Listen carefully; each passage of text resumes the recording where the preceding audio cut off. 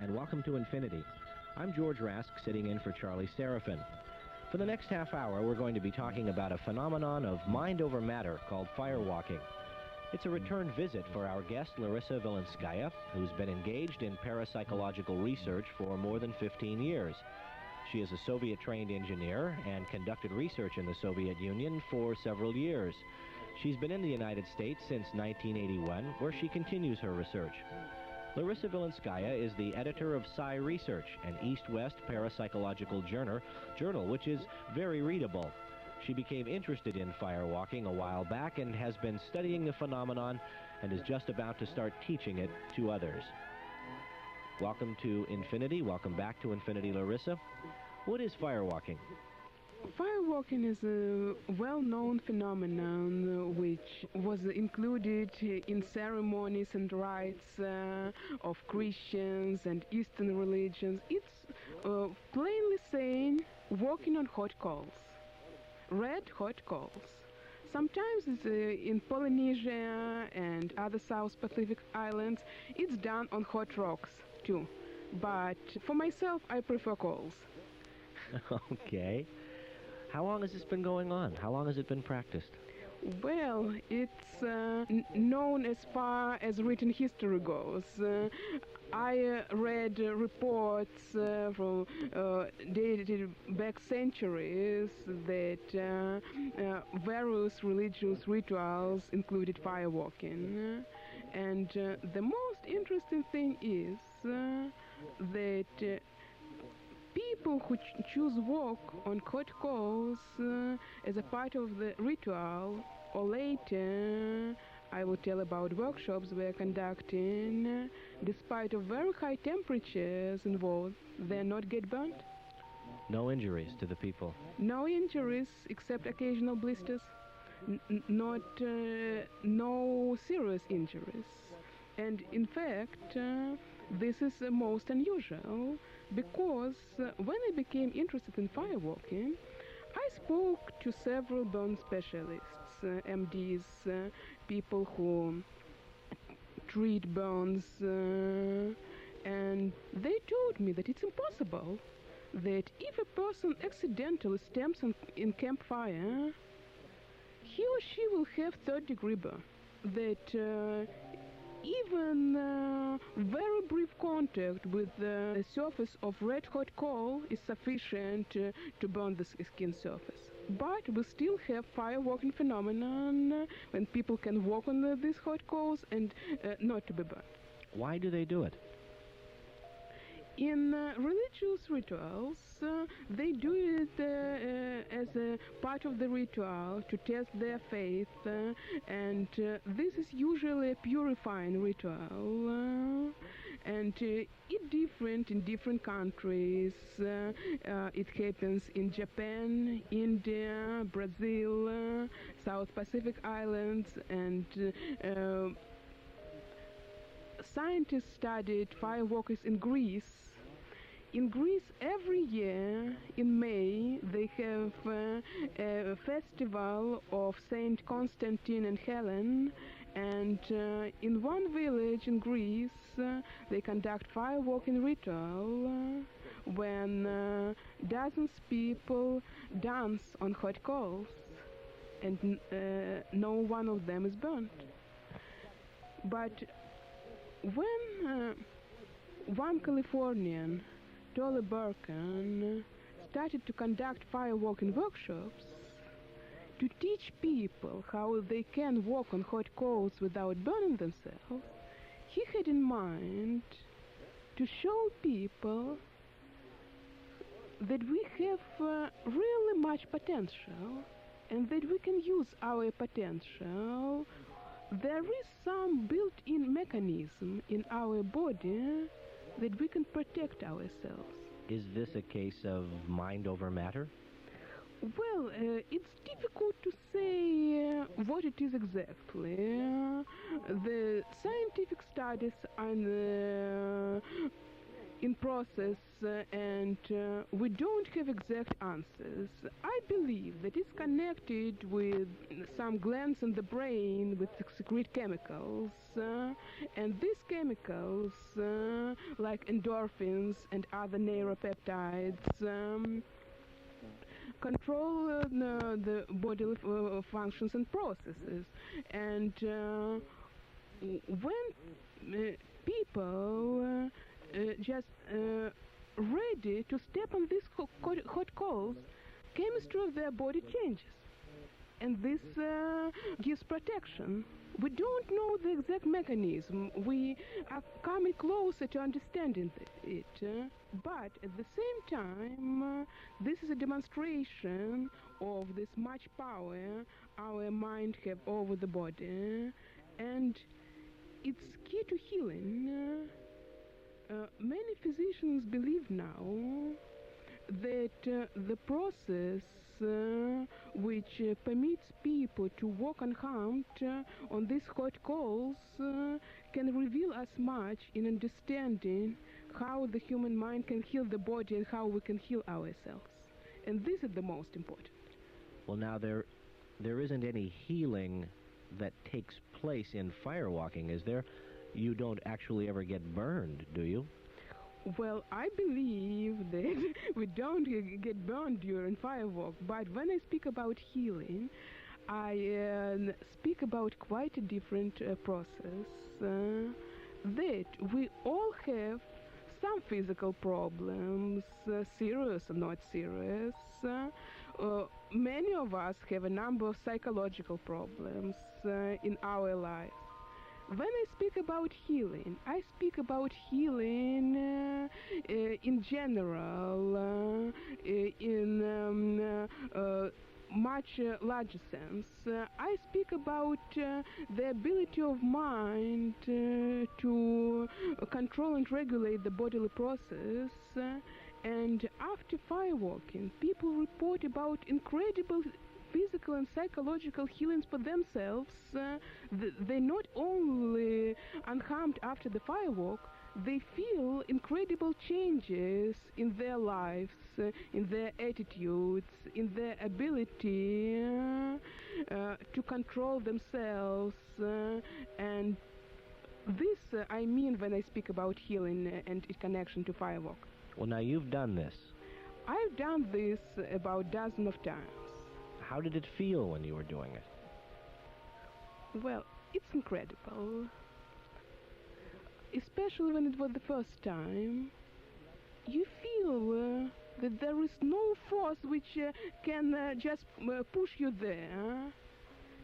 It's too unusual, and it's you even know now theoretically that you can do this, you wouldn't be burned, this practically no danger is involved. But then you see these red hot coals, you know that their temperature is between 12 and 1300 degrees Fahrenheit. It's quite much, and I saw physicists with his sensitive pyrometer who measured the temperature. Well, it's something to step on it. But then, for the first time when I was at such a workshop, I saw Tolle Birken, the workshop leader, who walked with a smile.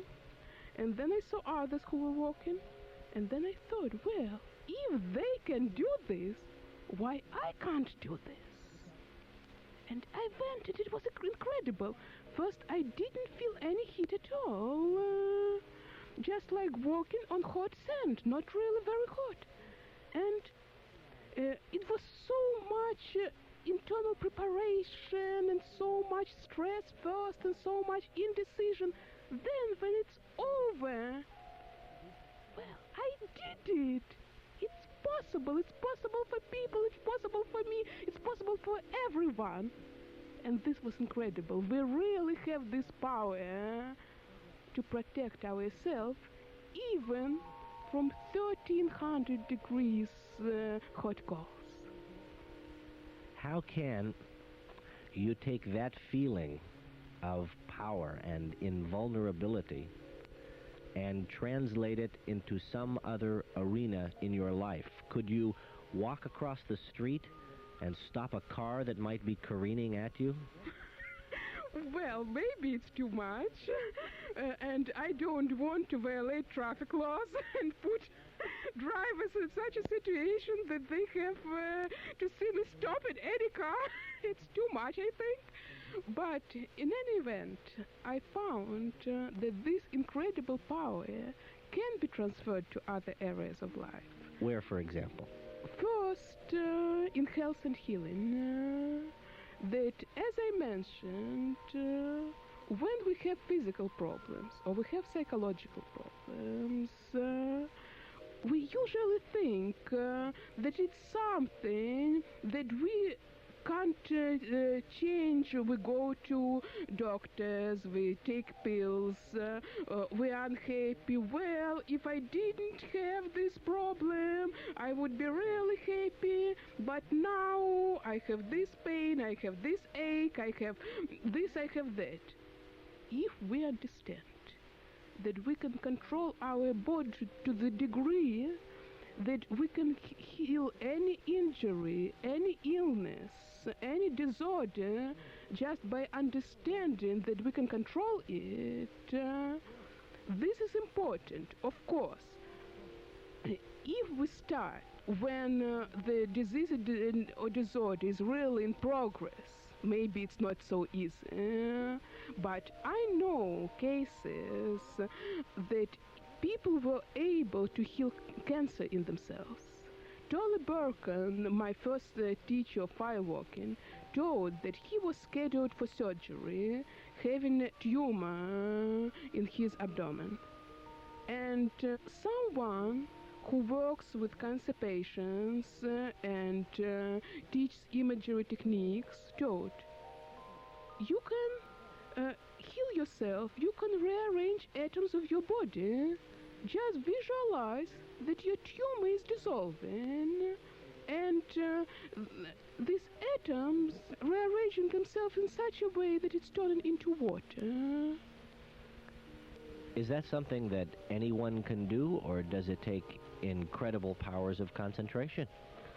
Well, people who done this claim that everyone can do, and of course I don't say that it's easy, but I say that we have this power to such a degree, and of course if we have simpler problems we can cope with them. Also, now I teach at these workshops firewalking, and firewalking in these workshops is just a tool for overcoming your fears and limitations. Fear is number one limitation in our life. Number two is doubt. They're very close. I tell people that after 4 hours of this workshop, they will have sufficient knowledge how to walk on these hot coals and not to burn themselves. The only factor that could stop them from doing this is fear. Therefore, if they can make this step, first step, through the membrane of fear, then they will be able to do the same step when they need to make a phone call to heal a relationship, when they need to go to a job interview, when they need to overcome something in their life that they felt they couldn't before. And I think this is important. Just not only something that we think mind over matter, incredible, but what we do in everyday life. You're listening to Infinity on KCBS. We're talking with Larissa Vilenskaya, who is a contributor and editor of Psi magazine. We're talking about firewalking, her experiences with it. You mentioned also now that you teach firewalking. When I first experienced firewalking, it was so precious gift for me. It changed so much my life, my perceptions. I found that I can use this power I received, and I decided to share this precious gift with others. I asked Tolly Burken, the first leader of Firewalking seminars I met, to become his student, and soon I became a part of his training group. We were 11 trainees, 3 women among them, including myself, and we spent with him 3 incredible weeks learning his techniques and also overcoming our own fears and limitations. For example, all of us made parachute jumping. They made all of you go parachute jumping? Yes, because this workshop teaches techniques for overcoming fear. Therefore, we had to show in the process of this learning that we are able to use these techniques for ourselves. Now I teach these workshops, and people whom I meet month after the workshops tell me that it's really changed their life. It's not my imagination only when it was in my case, in my life. I hear this from people over and over again. What about the people who may have tried it and haven't been successful? Has anyone ever been burned trying to do this? Well, Tolly Burken told us about from more than 8,000 people he took over the hot coals, he had 4 serious injuries. And he tells to people, and I tell to people, I don't promise you anything. I don't say go there on these coals. I say that it's possible and you can do this, but the ultimate decision is yours. And it's as simple as this. If you really firmly believe that if you go on these coals you will be unharmed, then go. If you have any shadow, any hint of doubt, don't go there. And these people who had injuries, they didn't have firm belief, like Tolly told about one person who just came with friends, and friends were walking, and he didn't want to be the only one who didn't walk, but he kept hearing this inner voice. Irvin, his name was Irvin. Irvin, if you walk on these coals, you are going to burn your feet. Irvin, you are going to burn. But he went to show up for his friend that he can go. And he was burnt and spent 5 weeks in bed.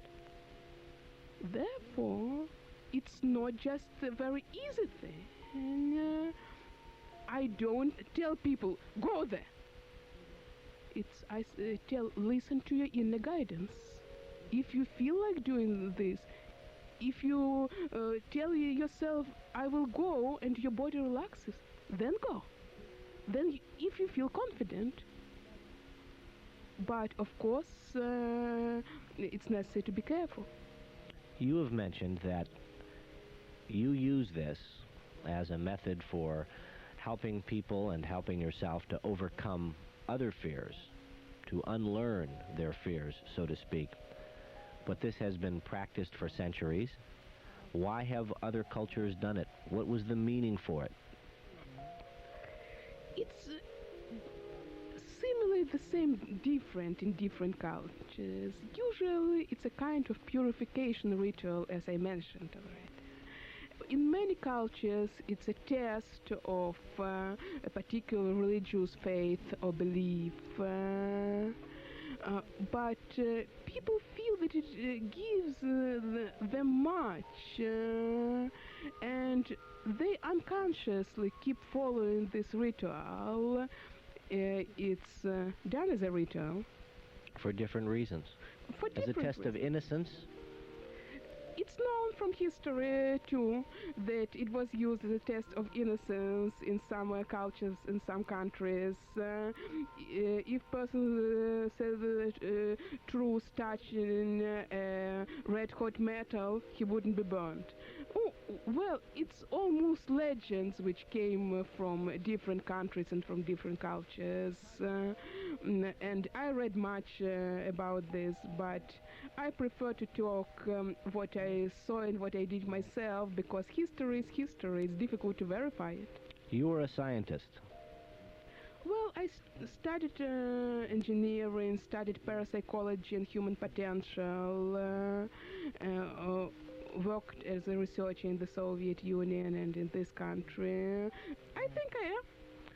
How do you explain, you mentioned earlier that you think that it may be glandular, that there may be some messages, signals that the brain sends out. But what kind of research have other people done and that you may have read that might explain this phenomenon? There were a number of studies. One study conducted in Greece included so-called Kirlian photography, photography in high-frequency electric field. They did photographs of firewalkers' feet before and after firewalk in Greece. And they found that it's known generally that the pattern of this Kirlian high-frequency picture, the color and shape of protuberances and some other intricate details show changes in the psychophysiological state. And they found very interesting changes in this high-frequency photograph patterns before and after firewalk. One researcher made an assumption even that maybe these psychophysiological processes lead to physical processes which involve so-called superconductivity to heat. It's very complicated. You will speak in both terms of biophysics and physiology. As I mentioned, it's still to be researched. But it works. But it works just perfectly. You mentioned that that you're using it now as a tool for teaching growth. Aren't there any less dangerous ways to get the same result? Well, there are many ways. I don't believe that it's dangerous because this is 1,300 degrees. It is 1,300 degrees. And but sometimes fear is an intelligent response to a dangerous situation, and yet you say that it's not dangerous.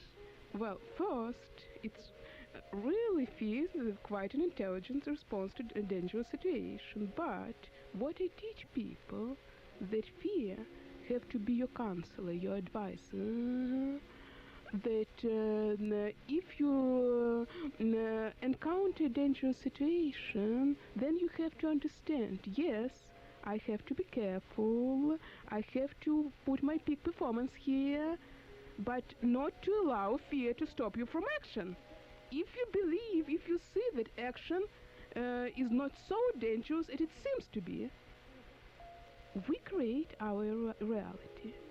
We create it with our beliefs. If we believe that the fire will burn us, it will burn us. If we believe that not, my own experience shows that it's not. Then, if you know you can do this because other people did this, then why fear has to stop you? And this one evening, these 4 hours, can make such a change in a person, which other techniques you call less dangerous can't do for years. Therefore, I believe that if people listen to me, if they do what I ask them to do, then there is no danger involved. I believe that it's right and useful. People who don't want would never come, but people who come receive much. What other kinds of trials besides firewalking that may be known historically or known to you would do the same kind of thing? Is there something about the heat itself that makes this test work better with fire? Is there? Could you walk on water, for example? Well, I never tried. Although my friends keep telling me that if you tried fire, the next you have to try is water. Well, I don't know. It's difficult to say. Some people believe that at least part of the influence, it's really, we have very many acupuncture points and zones connected with all organs and systems of the body on our feet. And some people believe that part of the healing influence which occurs it because of heat stimulation of these acupuncture points and zones. Therefore, maybe at least part of this is true, but as I mentioned, further research is necessary. I can't tell this for sure. If everyone started firewalking, if everyone started doing this, what kind of effect would it have on the world if people started to let go of their fears? How would it change things? I think it would. First, I want to warn everyone, don't try firewalking without guidance. Don't make a fire in your backyard and attempt to solve mysteries of firewalking or overcome your fears. It's extremely dangerous. Firewalking can be done only after under experienced guidance, people who really know how to do this. This one point, and I repeat it again and again, don't try it by yourself. Second, if people really understand what power we have, then I believe the world would change, because if we can walk on fire, we can do everything. We can make our world, our earth, a better place to live in. You've been listening to Infinity on KCBS.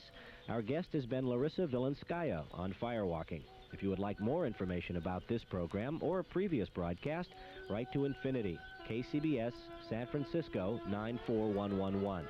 In the meantime, please keep your mind open and your heart too. I'm George Rask, sitting in for Charlie Seraphin. Our producer is Joan Margalith, and we thank you for listening.